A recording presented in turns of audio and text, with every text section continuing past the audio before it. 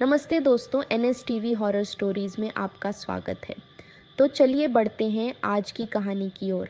आज की कहानी है भूतिया बस का सफ़र। ये कहानी एक भयानक और डरावने सफ़र की है जो रात की घने अंधेरी सड़कों पर एक बस में हुआ था। ये बस अब केवल कहानियों और अफवाहों में ही जीवित है, क्योंकि जो लोग इस बस का सफ़र कर चुके हैं वे इसे कभी नहीं भूल पाए। यह बस, जिसे लोग अब भूतिया बस कहते हैं, एक ऐसी काली सच्चाई से घिरी हुई है कि जिसने भी उसमें कदम रखा वो कभी लौट कर नहीं आया। मनीष एक साधारण आदमी था जो रोज़ाना बस से अपने ऑफिस जाता था। उसे कभी भी अजीब घटनाओं पर विश्वास नहीं था। एक दिन उसे अपने गांव जाने के लिए अचानक बस पकड़नी पड़ी। गांव का सफ़र लंबा था और बस का आखिरी समय हो चुका था।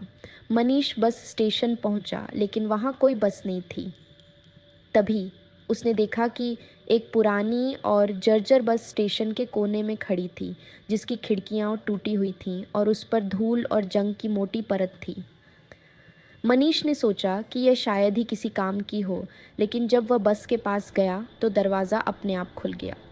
वह बस के ड्राइवर से पूछने ही वाला था कि बस में लोग बैठे हुए थे। बस में बहुत कम लोग थे और उनमें से कोई भी मनीष को देखे बिना सीधा बैठा था। क्या यह बस गांव की तरफ जा रही है? मनीष ने ड्राइवर से पूछा। ड्राइवर ने बिना उसकी तरफ देखे सिर हिला दिया।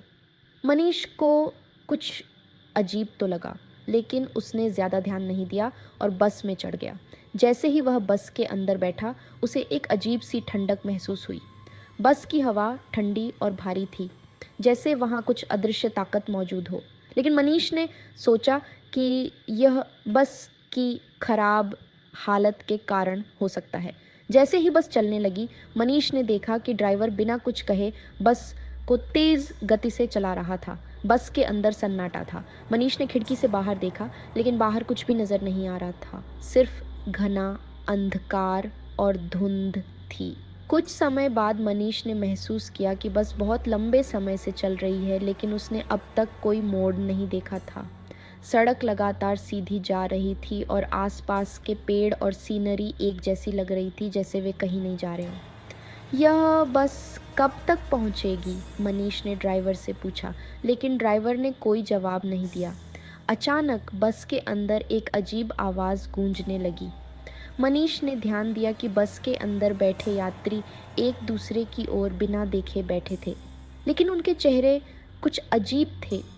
उनके चेहरे इतने पीले और बेजान थे, मानो वे कई दिनों से बिना सोए या खाए हों। जैसे जैसे समय बीतता गया, मनीष का डर बढ़ने लगा। उसने महसूस किया कि बस में बैठी कुछ सवारियों के शरीर धीरे धीरे गायब हो रहे थे। पहले उनके हाथ, फिर उनके पैर, और फिर वे पूरी तरह से अदृश्य हो गए। उसकी आंखों के सामने से लोग गायब हो रहे थे, लेकिन बाकी यात्री बिना किसी प्रतिक्रिया के बैठे रहे। मनीष का दिल जोर जोर से धड़कने लगा। उसे महसूस हुआ कि यह बस साधारण नहीं है।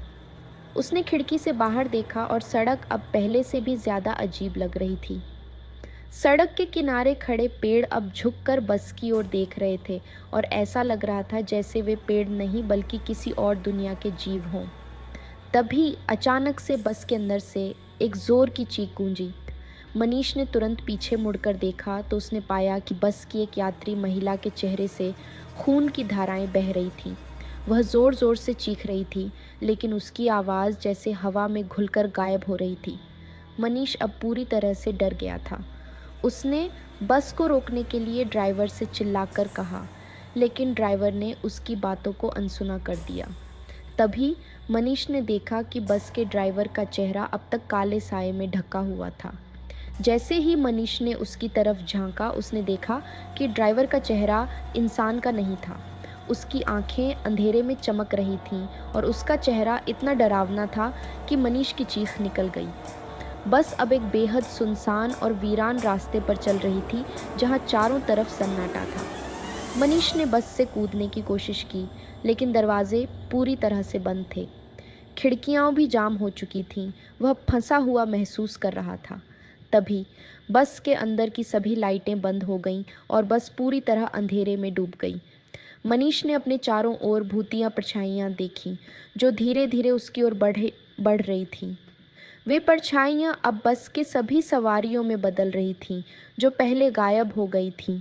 उनकी आंखों में खालीपन था और वे मनीष की ओर बढ़ रही थीं।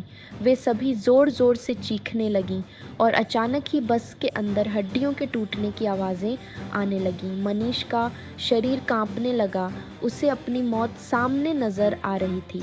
अचानक बस एक झटके के साथ रुक गई। मनीष का सिर झटके से सीट से टकरा गया और उसकी आंखों के सामने अंधेरा छा गया। जब वह होश में आया तो उसने खुद को एक सुनसान सड़क के किनारे पाया। बस कहीं नहीं थी। वह सड़क पर अकेला खड़ा था। चारों ओर सिर्फ अंधकार और घनी धुंध थी। मनीष को कुछ भी समझ में नहीं आ रहा था कि क्या हुआ था। उसके पास उसका सामान भी नहीं था, न ही उसकी घड़ी चल रही थी। वह धीरे धीरे सड़क पर चलने लगा और थोड़ी दूर चलने पर उसे कुछ गांव वाले मिले। उन्होंने मनीष को देखकर चौंकते हुए पूछा, तुम यहाँ कैसे आए? ये रास्ता तो बंद है और यहाँ कई सालों से कोई बस नहीं चलती। मनीष ने जब उन्हें पूरी कहानी सुनाई तो गांव वालों के चेहरे डर से सफ़ेद हो गए। उन्होंने बताया कि कई साल पहले इस सड़क पर एक बस हादसे का शिकार हुई थी, जिसमें सभी यात्री मारे गए थे। तभी से उस बस की आत्माएं इस सड़क पर भटक रही हैं और जो भी उस बस में चढ़ता है वह कभी लौट कर नहीं आता। मनीष को अब समझ में आ गया था कि वह बस जिसमें वह सवार हुआ था कोई साधारण बस नहीं थी। वह एक भूतिया बस थी और वह शायद इसलिए बच गया क्योंकि उसने अंत समय में बस से कूदने की कोशिश की थी। आज भी उस सड़क पर कई लोगों ने भूतिया बस को देखा है, लेकिन बहुत कम लोग ही हैं जो उस सफ़र से लौट कर आए हैं। मनीष के लिए यह अनुभव जीवन भर के लिए एक भयानक याद बन चुका था।